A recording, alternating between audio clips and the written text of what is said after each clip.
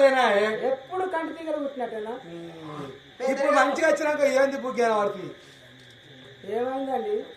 ఇక మా డాడీ గిన్నె రోజులకు ఒక్కటి మంచి పని చేసింది నాకు.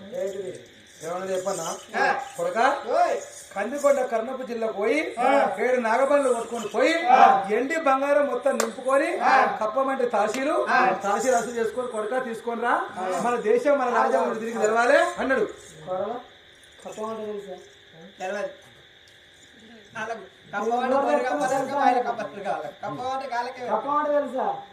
తహసీల్ తహసీల్ తహసీల్ అంటే తెలుసా తమ్ముడు? తహసీల్ ఇల్లు గరిపట్టి కట్టరా అక్క.